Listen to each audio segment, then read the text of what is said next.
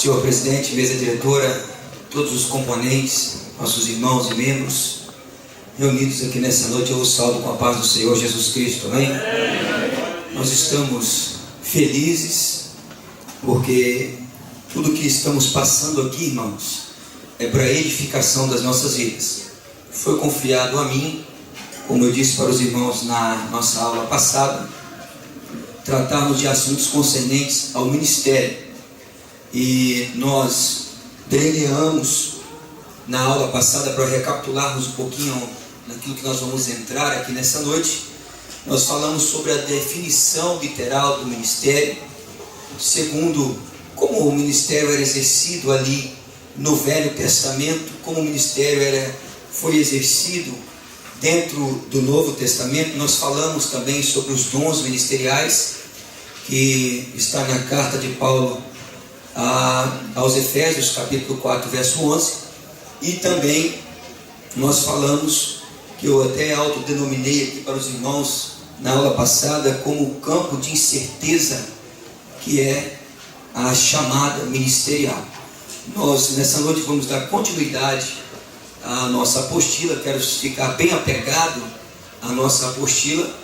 Nós vamos falar sobre operações espirituais no ministério da Igreja do Senhor Jesus Cristo. Quero refrisar para os irmãos que na minha apostila, a nossa matéria é a última. Como não está subsequente em ordem com todos os irmãos, enquanto nós vamos adiantando, mais uma vez eu digo que o nosso tempo é um tempo remido, nós temos muitos assuntos a tratar, os irmãos vão procurando. Nós estamos falando sobre ministérios, amém? Preste atenção juntamente comigo. Nunca devemos confundir, como muitos o fazem, as diversas operações do Espírito Santo nos membros do corpo ministerial, ou seja, de toda a igreja, com as classes ministeriais. Antes de adentrarmos nos nossos estudos, eu queria que você dividisse duas coisas na sua mente, para você ter compreensão daquilo que nós vamos falar aqui nessa noite. Nós vamos decorrer um assunto concernente a dons do Espírito Santo. Os dons do Espírito Santo, ele é para toda a igreja do Senhor Jesus Cristo. Os dons do Espírito Santo, ele é para todo o corpo da igreja do Senhor. Os dons ministeriais, não.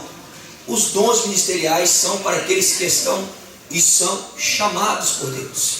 Aqueles que têm esse chamado de Deus sobre a sua vida. Efésios 4:11.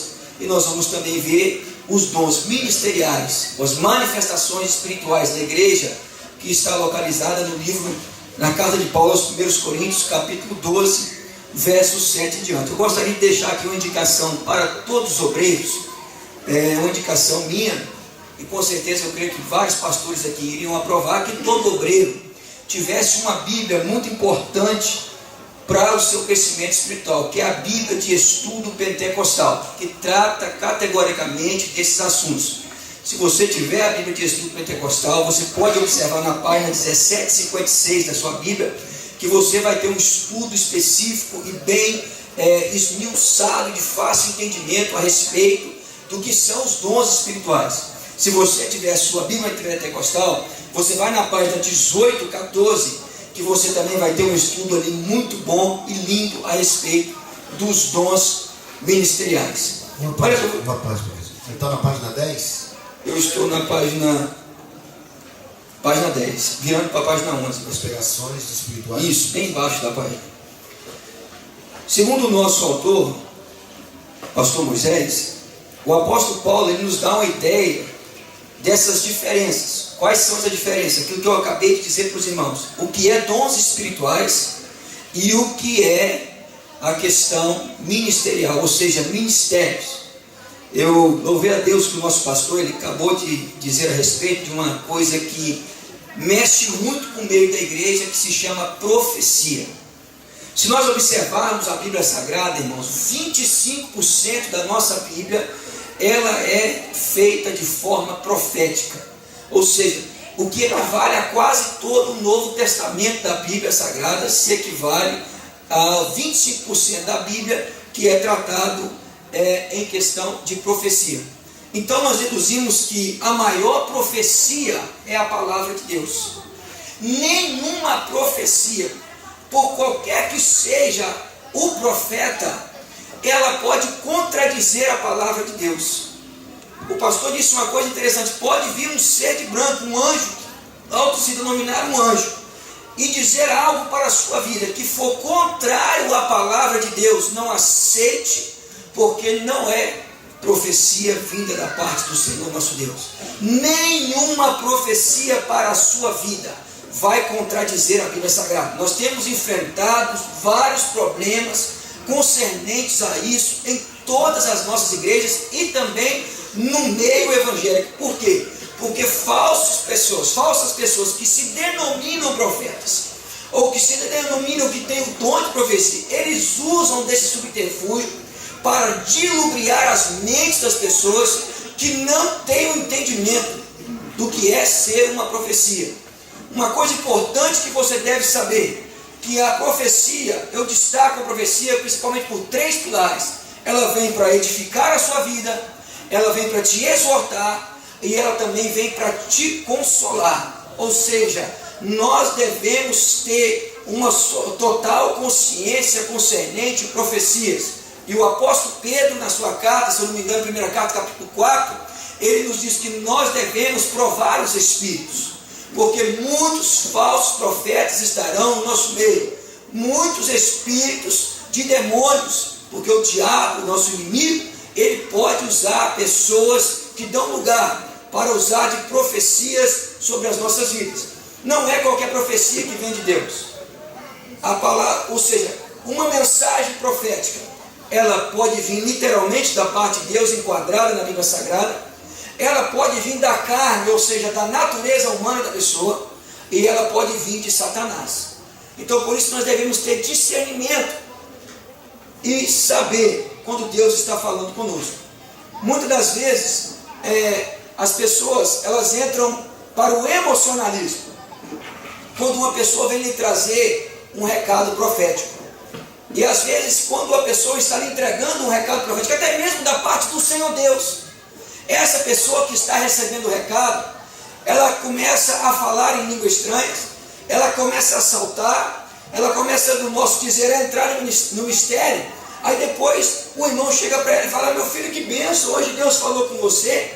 O que é que Deus falou contigo? Ele falou: não sei, só sei que na hora que o irmão chegou para mim para falar, eu senti um arrepio no meu corpo, comecei a falar língua estranha, e agora estou alegre. Mas o que é que Deus falou com você? Não sei o que Deus falou, deve ser coisa boa, e eu estou feliz por isso. Não, irmão, se Deus, Ele te deu um recado, você tem que estar com seus sentidos bem aguçados para ouvir, porque vai vir um consolo sobre a sua vida, vai vir uma exortação sobre a sua vida, e também vai vir uma edificação para a sua vida. E você tem que ter ciência disso, você tem que saber aquilo que Deus Ele está falando com você. Então nós devemos ter muito cuidado na questão concernente à profecia. Cuidado com o profeta e cuidado com o profetado. Muitas pessoas, eles começam a dizer assim: olha, eu queria que você, pastores, a maioria dos pastores sofrem isso. As pessoas ligam e queria que você profetizasse para mim. Eu enfrentei um caso desse há uns dias atrás. Uma irmã me ligou, mandou uma mensagem para mim no WhatsApp e disse assim: nunca vi essa irmã na vida. Ela me disse: pastor, eu queria que o senhor tirasse uma palavra para mim. Eu falei: palavra para você? Primeiro, eu não te conheço, não sei de onde você é, e eu não tenho esse costume de tirar palavra para ninguém. O meu conselho para você é procurar o seu pastor, que sabe quem você é, conhece a sua vida, ele tem autoridade espiritual sobre a sua vida, e ele vai orar com você e vai te dar o conselho correto. A única coisa que eu posso fazer por você, filha, é pedir a Deus, na minha intercessão, que venha trabalhar na sua causa, na sua vida, qualquer que ela seja. Então assim, nós devemos ter muito cuidado com isso aí, não receber qualquer profecia, porque o próprio Paulo, ele nos deu o conselho assim: olha, havendo profetas, profetize 1 ou 2, e os outros façam o quê? Julguem, vejam se realmente, a Bíblia te dá essa pauta, ela te dá essa abertura, veja realmente se isso procede de Deus para a tua vida, porque nós estamos enfrentando tempos difíceis, nós estamos enfrentando tempos trabalhosos, e nós vemos aí muitas famílias serem dilaceradas, casamentos serem destruídos, noivados sendo acabados, pessoas saindo de igrejas e indo para igrejas que não têm compromisso com a palavra, por causa de uma pessoa que se autodenomina profeta, dizendo que é de Deus, mas que não é da parte de Deus. Se nós vemos a Bíblia Sagrada, nós vamos ver o Senhor Deus dizer lá em Deuteronômio assim: olha, se houver profeta no meio de vós, e se ele falar no meio de vós, concernente a uma profecia, e se essa profecia não acontecer, mesmo ele dizendo que vem da parte do Senhor, não receba, porque Deus não falou. Então, irmãos, nós devemos entender isso aí, porque o dom de profecia é para todos nós, e Paulo nos exorta a buscarmos os dons. Paulo nos exorta que a igreja do Senhor deve buscar e se interagir com esses dons. E Paulo diz: não busque um, busque vários dons, porque esses dons, eles servem para edificação na igreja. Olha um outro dom que Paulo trata aqui para a igreja, que é o dom da evangelização. Você não precisa de receber uma unção ministerial de evangelista para você evangelizar, para você anunciar as boas novas, para você falar do amor de Deus aonde quer que seja. Gostei muito aqui do frisado do nosso pastor, quando ele chega no hospital, porque eu disse isso aqui na nossa aula passada, concernente às mulheres. Eu disse para vocês: vá aonde os homens não podem ir. O nosso pastor foi fazer uma visita numa ala que até então ele não sabia que era uma ala feminina, ala qual e cuja ele não poderia se adentrar, mesmo sendo ministro, mesmo sendo um homem de Deus, mesmo tendo autoridade pastoral sobre a sua vida. Ele encaminhou então a sua esposa, que era docente do assunto, para resolver isso aí. Ficou de fora, intercedendo para que o Senhor Deus fizesse essa obra maravilhosa. Então, esse dom do Espírito Santo de evangelização, ele é para todos nós. Nós devemos, pastores, evangelistas, presbíteros, diáconos, cooperadores, homens, mulheres, crianças, isso aqui é para toda a igreja do Senhor Jesus Cristo. Ganhar alma para Jesus foi uma ordenança que Ele nos deu. Ele disse: ide por todo mundo, pregai o evangelho a toda criatura, todo aquele que crê e for batizado será salvo. Então nós devemos ter consciência que os dons espirituais, eles são para a igreja do Senhor. O nosso pastor, ele destacou um outro assunto aqui a respeito de operadores de milagres. Esse dom também não é limitado ao pastor. Esse dom não é limitado ao evangelista ou a qualquer pessoa que tenha ministério. Não, esse dom, ele é para a igreja do Senhor Jesus Cristo. Esses milagres aqui, eles são dotados de curas divinas, que são feitos espirituais de uma grande relevância e uma variada gama de milagres. São usados por Deus para trazer, por outrora, um grande movimento e renovação espiritual para a igreja. Nós sabemos que isso realmente acontece. Esses homens ou mulheres de Deus, que são extremamente usados por Deus, nesses dons de operação de milagres, dons de maravilhas, dons de cura, quando nós anunciamos isso, que tal pessoa vai estar no nosso meio, nós sabemos que uma gama de pessoas vem além da igreja, muitos curiosos vêm para saber realmente se isso é verdade ou que isso está acontecendo. Nós sabemos, nós que somos cientes do que o Senhor Deus pode fazer, nós sabemos que há verdade, mas nós temos que ter aqui uma consciência, sabendo que pode haver também muitas fraudes dentro desse ministério, dentro desse dom. Pode haver muitas fraudes, então nós devemos estar racionalmente conscientes disso aí. E outra coisa que eu quero frisar aqui com os irmãos: não devemos ovacionar esse tipo de irmão ou de irmã. Ninguém foi chamado para ser famoso na obra de Deus.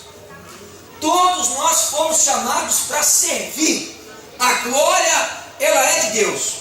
Se eu sou uma pessoa que pela misericórdia de Deus sou usado por Deus dentro desse dom espiritual, eu não devo ser e nem muito menos desejar ser ovacionado, porque quem deu o dom é o Espírito Santo de Deus, e toda a glória e todo louvor é dado a Deus. O nosso pastor ontem aqui, ele nos pregou uma mensagem revelada da parte de Deus, e quando Pedro chega na casa de Cornélio, no capítulo 10, Cornélio não era ciente das verdades de Deus. Cornélio não era cristão, ele era um homem temente a Deus. Então ele achou, presta atenção, ele achou que ele poderia adorar a Pedro. E ele curvou-se para adorar a Pedro. E Pedro disse para ele o quê? Ô meu irmão, muito obrigado, eu sou homem, né? Sou homem de Deus mesmo, Deus me usa muito, e eu vim aqui na sua casa para fazer um milagre. Eu vim aqui para mostrar para você, Cornélio, que eu sou um camarada que tem a potência de Deus sobre a minha vida. Não. O que é que Pedro disse para Cornélio? Levanta-te, porque eu sou homem como você. Quando Paulo e Silas curaram aquele coxo, que os homens da cidade disseram assim: olha, os deuses vieram até nós. Paulo e Silas podiam subir no palanque ou numa plataforma maior do que essa e dizer assim: nós chegamos mesmo. E agora o negócio aqui nessa cidade vai ficar diferente. Foram assim a resposta dos homens de Deus? Não. Eles disseram: opa, de jeito nenhum, de maneira e de forma alguma. Nós estamos aqui para pregar Jesus Cristo, o Filho de Deus, ressurreto, que veio para salvar, para curar e para libertar esse homem que foi libertado aqui agora. Esse homem aqui foi libertado, não foi por mim, Paulo, e nem por mim, Silas. Esse homem foi libertado por Jesus Cristo de Nazaré. Então toda honra e toda glória é de Deus.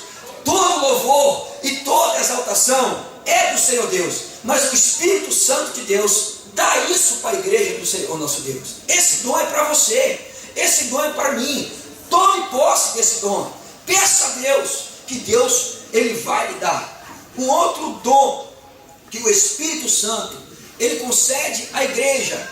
E nós vemos que aí esse dom ele começa a fazer uma curva mais voltada para os ministérios, ou seja, para aqueles obreiros que são consagrados a ministérios, que é o dom de ensino.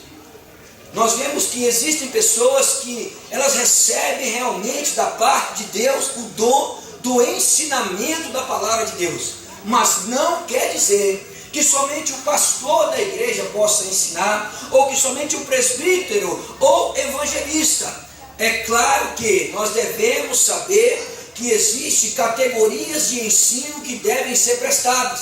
Existem ensinamentos que um membro da igreja não pode exercer, mas nada impede um membro da igreja de dar, ou ensinar, ou ser um professor da escola bíblica dominical, porque ele vai desenvolvendo ainda mais esse dom que Deus lhe deu.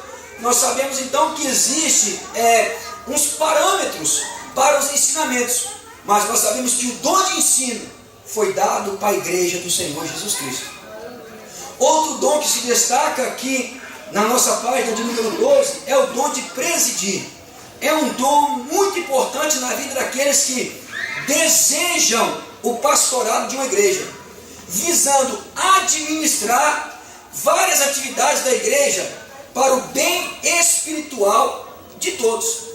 Olha uma coisa aqui, irmãos, existem muitos dons que servem para auxiliar os ministros de Deus em suas tarefas. Olha para você ver uma coisa, talvez, ou com certeza, o Senhor Deus, Ele te deu um dom, mas esse dom é um dom de auxílio.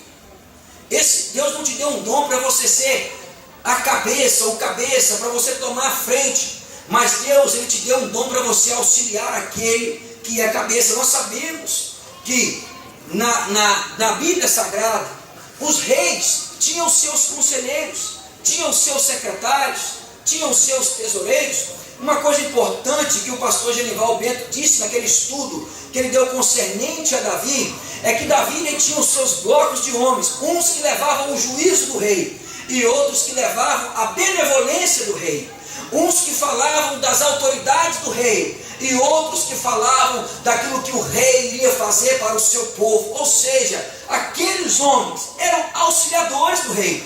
Davi só conseguiu o êxito na sua vida porque foi auxiliado por homens que o Senhor lhe deu os dons de auxílio. Então nós devemos prestar bastante atenção. Eu devo desejar? Devo. Eu devo procurar? Devo. Devo pagar um preço para isso? Devo. Mas eu não devo me exaltar. Eu devo estar com a minha vida pautada dentro da palavra de Deus.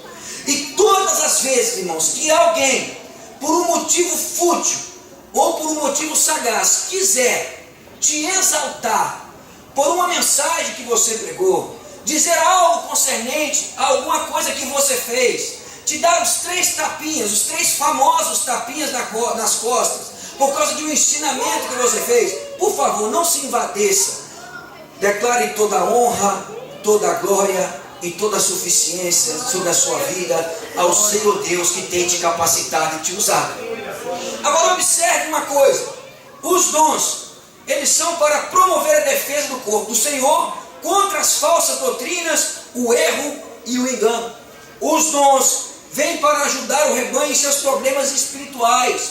Os dons, ele ajuda o rebanho em seus problemas de ordem social, profissional e familiar.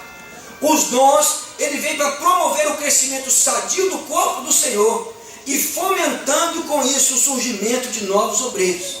Agora, é insensato e é antibíblico nós pensarmos que aquelas pessoas que têm os dons mais exteriorados, mais visíveis, eles são superiores às pessoas que têm os dons mais interiorados, aqueles dons que são menos visíveis. Porque se manifesta em público um dom, não quer dizer que aquele dom que é interiorizado não seja principal, ou não seja valoroso para a obra de Deus, ou para a igreja e a edificação da igreja do Senhor Jesus Cristo. Mesmo que seja visível, ou que não seja tão visível, todos dois têm valor na obra do Senhor Jesus Cristo. Então nós devemos discernir e sabendo que possuir um ou mais dom espiritual não significa que Deus aprova tudo que a pessoa faz. A pessoa que tem os dons espirituais não significa que Deus aprova tudo que ela faz. Às vezes você vê uma pessoa falando em língua, profetizando, interpretando línguas, tem o dom de sabedoria, dom da ciência, revelação da palavra. Aí você começa a pensar que aquela pessoa é um semideus. Aí ele começa a agir e se envaidecer e sair fora da palavra de Deus, achando que tudo que ele disser e fazer, Deus aprova. De forma alguma. Deus só aprova quem está pautado na palavra de Deus. E outra coisa, não confunda dons espirituais com o fruto do Espírito. Porque o fruto do Espírito, ele se relaciona mais com o caráter e a santificação do crente. Então existe dons do Espírito Santo, existe frutos do Espírito que vai para o caráter e a santificação do crente, e existem os dons ministeriais que são para aqueles que são chamados para uma obra. Uma coisa que eu gostaria de frisar para os irmãos aqui também é que ninguém fica em êxtase ou fica fora de si ou fora de controle quando ele é usado pelo Espírito Santo de Deus. Muito cuidado com isso. Quando eu falei, quando eu vi, eu já tinha falado. Não, você viu, você falou. A pessoa só fica fora de si quando ela está possessa de demônio. Uma possessão, aí sim. Porque quem tem experiência com pessoas endemoniadas sabe que a pessoa que está endemoniada, ela dilarece o seu corpo, ela se fere os outros, e depois, quando é liberta, não sabe o que fez. Agora, se você é usado pelo Espírito Santo de Deus, você pode ter certeza de uma coisa: você não está em êxtase. E outra coisa, tem muitas pessoas que pensam, irmãos, que se falar em línguas estranhas, edifica a igreja. De maneira, de forma alguma. Falar em língua estranha edifica você que está falando. A Bíblia diz que se eu falar em língua estranha, um de vocês aí que estiver o dom de interpretação, ou até mesmo eu, interpretar a língua que eu estou falando, aí a igreja do Senhor é edificada. Então não é o muito e falar em língua estranha que vai edificar a igreja, porque a Bíblia nos diz que de maneira nenhuma edifica a igreja. Paulo disse: quem fala em línguas edifica a si próprio. Tem pessoas que dizem assim: pastor, mas quando o fulano está falando em língua, eu sinto um calafrio, uma emoção, assim, né? E eu fico assim, quase alegre, quase que eu entro, no nosso dizer, eu entro no mistério, irmão. Para aí, meu irmão. Ele está falando em língua estranha, está edificando a si mesmo. Se houver alguém interpretando a língua, aí a sua vida vai ser edificada. Pode ter certeza disso. Mas se não houver, pode ter certeza que ele está edificando a si próprio. A igreja só é edificada na questão de línguas estranhas quando as línguas são interpretadas. Se eu falo em línguas, eu edifico somente a minha vida. Os irmãos entenderam? Outra coisa que nós devemos observar, que o ministério não é, como estamos tratando a questão ministerial, entrando agora para um âmbito dos chamados, o ministério não é uma profissão. Engana-se quem pensa que o ministério é uma profissão. Frustra a sua vida, a vida da sua família e a vida daqueles que estão ao seu redor e ao seu derredor, pensando que o ministério é uma profissão. O ministério não é uma profissão, o ministério não é um emprego. E outra coisa, não é uma hereditariedade e nem tampouco é transferível. Se eu sou pastor, não quer dizer que o meu filho vai ser pastor. Não quer dizer que se a minha esposa é esposa de pastor, que a minha filha vai ser esposa de pastor. Eu posso orar a Deus, pedir a Deus que exerça, como é um chamado de Deus, na vida do meu filho, o ministério do pastoreado.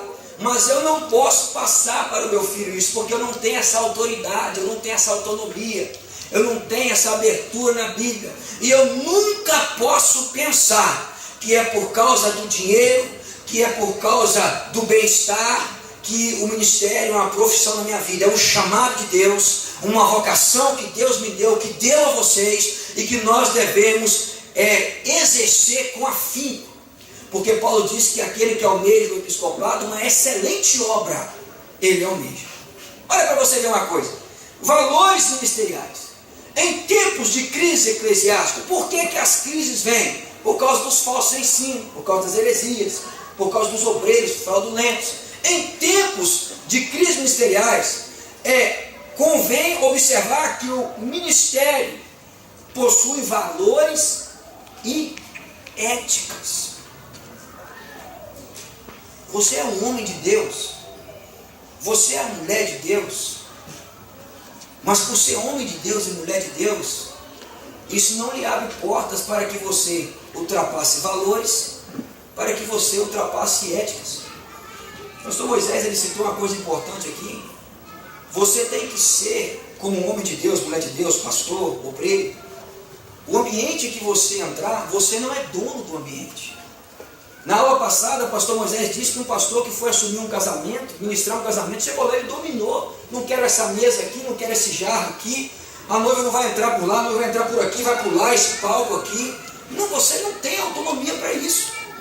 Então, porque você é pentecostal, você não pode chegar no hospital gritando. Você não pode chegar no hospital dizendo que só porque você pertence à Assembleia de Deus, que é uma igreja pentecostal, falando, como disse o pastor Moisés aqui, um culto lá no 20º andar, e o pessoal cá debaixo da recepção, te escutando, dizendo assim, subiu um doido, desrespeitoso, que não tem valor e nem ética da onde ele sai. Presta atenção numa coisa, no contexto humano, a igreja acabará por ser aquilo que o seu líder for e o que o seu líder ensinar. Olha o poder de influência aqui. Tal é o obreiro, tal é a igreja. Se o obreiro ora, a igreja é de oração. Se o obreiro estuda, a igreja gosta de estudar. Se o obreiro tem presença e pontualidade no culto, a igreja tem presença e pontualidade no culto. Porque se o obreiro chegar atrasado no culto, os membros da congregação, quando alguém disser para esse irmão, vamos para o culto, começa às 7 horas, para que eu vou chegar às 7 se o pastor chega às 7h45 e nem ajoelhar para orar, ele ora? Para que eu vou agora? Eu vou chegar junto com o pastor, ele não é o pastor da igreja? Ele não é o líder da igreja? Ele não é o anjo da igreja? Olha para você ver uma coisa, não existe igreja ruim, existe obreiro ruim. Por quê? Porque ele conduz a igreja que o Senhor lhe confiou em suas mãos com o impróprio, falho, omisso e desleixado. Às vezes nós encontramos pessoas que dizem, não, aquela igreja ali não é uma igreja ruim. A igreja de fulano de tal é a igreja ruim. A igreja setorial é a igreja ruim. Não, irmãos. Adversidades, dificuldades, todos nós passamos. Quem foi que chamou Moisés lá no meio da sarça? Não foi Deus? Quem disse para Moisés: eu sou o que sou, vai ao meu povo que eu vou te usar para você libertar o povo? Não foi Deus que falou com Moisés? Moisés teve uma vida de mar de rosas com aquele povo do deserto. Aí Moisés poderia dizer assim: olha, o Senhor me deu um povo ruim, uma igreja ruim? Não. Todas as dificuldades, adversidades que Moisés passou foi consequência daquilo que nós passamos também na igreja que o Senhor Deus nos confiou. Então coloque uma coisa na sua cabeça, você que é pastor e você que almeja esse episcopado: não existe igreja ruim. Existem locais onde as adversidades, as dificuldades, os desertos, as tempestades são adversas, mas Deus em tudo te dará vitória. Deus em tudo estará com você. Não existe igreja sem ordem e decência. Não é justificável um pastor, um líder, qualquer pessoa que seja líder de igreja dizer assim: não, aqui, irmão, é porque já é desse jeito e tem muitos anos. Não, você está ali como referencial de ordem, como referencial de decência, para introduzir na igreja tudo aquilo que o Senhor Deus lhe der, para que a ética e os valores sejam permanecidos. Então não podemos dizer da boca para fora assim: olha, aqui é bagunçado e quando eu sair vai continuar bagunçado. Não, você está falhando. Se existe alguma característica que precisa de ser mudada, trocada, se existe alguma debilidade, ore a Deus. Deus vai te dar estratégia e você vai mudar aquele quadro. E a ordem, a decência, os valores vão estar na igreja do Senhor.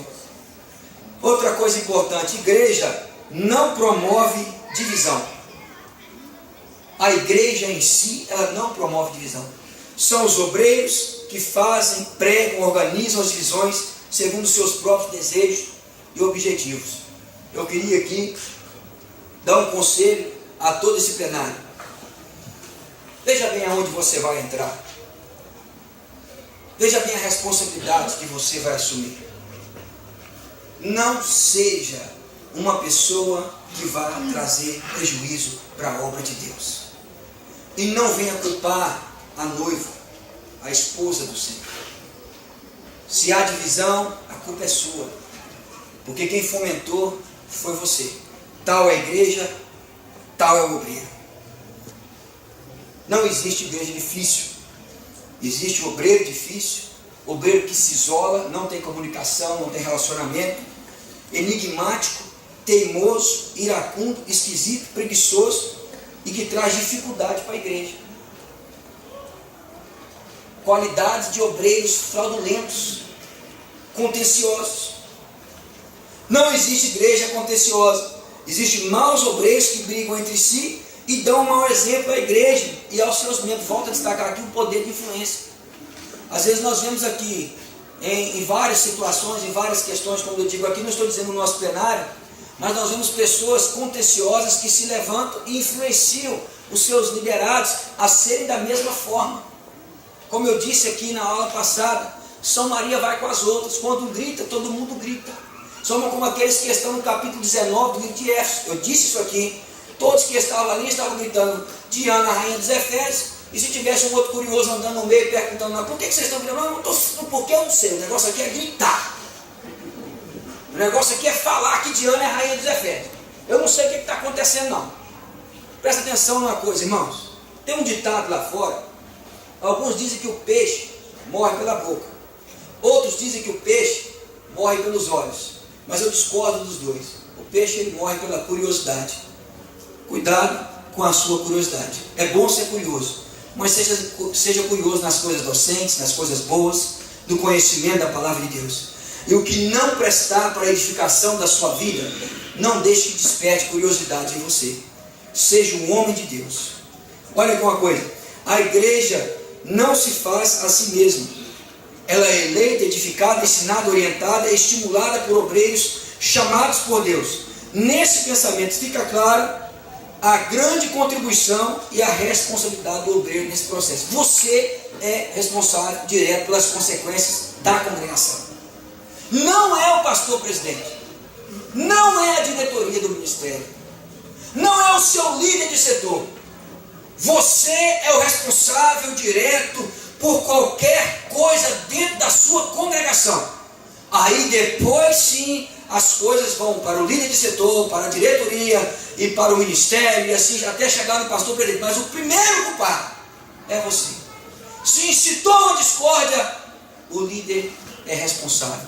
Se incitou uma calúnia, o líder é responsável. Então, veja que Deus te confiou uma igreja, ou que Deus vai te confiar, vocês que estão aqui nessa preparação, uma igreja. Sirva com alegria e sirva com compromisso. Virando a nossa página, nós temos a respeito de preparação de obreiro, ou seja, formação. Não é porque você é chamado que você não vai se preparar.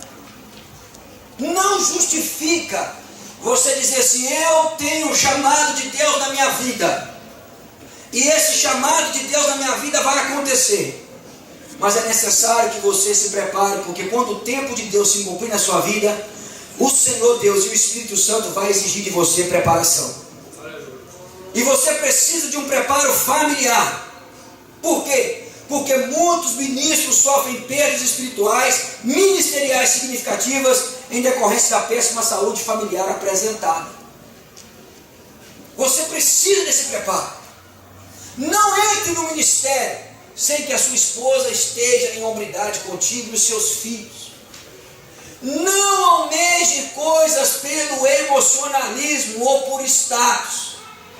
Tenha um preparo na sua vida, principalmente na sua casa, que é o espelho da igreja. Outra coisa, tenha um preparo espiritual na sua vida. Tenha uma vida de consagração. Tenha uma vida espiritual de leitura sistemática da palavra de Deus. Sabe como é que você percebe isso? Quando uma pessoa, um obreiro ou um candidato, ele tem uma vida espiritual, uma vida de estudo sistemático da palavra, uma vida de oração e jejum e um devocional com Deus, quando você lhe dá uma oportunidade na congregação. Quando você coloca ele para pregar ou trazer uma mensagem.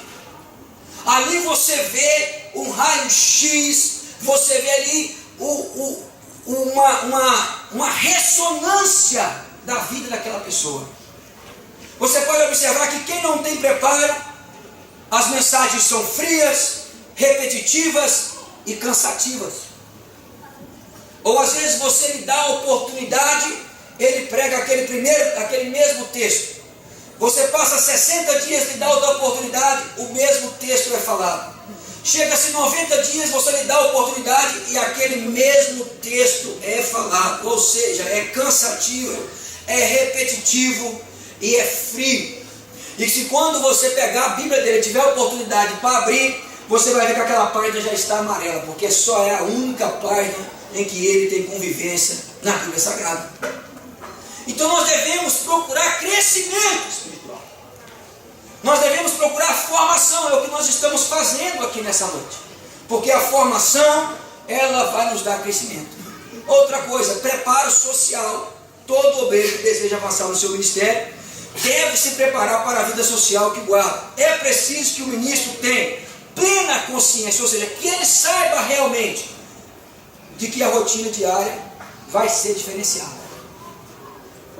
Quem tem o chamado de Deus na sua vida não vive como um ser humano normal. Os seus horários são completamente diferentes. Enquanto muitos estão dormindo, ele está acordado, orando, lendo, jejuando, meditando na palavra, fazendo uma vigília. Enquanto muitos estão acordados, ele está dormindo porque passou a noite inteira orando, jejuando, lendo a palavra. Não é verdade? O seu tempo será bem esmiuçado. E é necessário que você tenha um cronograma da sua vida. Hoje um irmão disse assim: eu preciso de tirar um tempo, um dia, para ler a Bíblia Sagrada. Eu disse para ele: você nunca vai fazer isso. Porque eu tenho 7 anos que pastorei e nunca tirei um dia para ler a Bíblia Sagrada. Porque todas as vezes que eu falo assim, hoje eu vou ler a Bíblia, é o dia que a minha vida ela mais se acarreta de fazeres ministeriais. Então o que é que eu devo fazer? É ler a Bíblia cotidianamente, todos os dias, independente de tempo, razão, circunstância. É abrir um espaço na minha agenda para a obra de Deus, para o meu ministério. Isso tem que ser para mim. Talvez você consiga falar assim: eu vou tirar um dia para ler a Bíblia.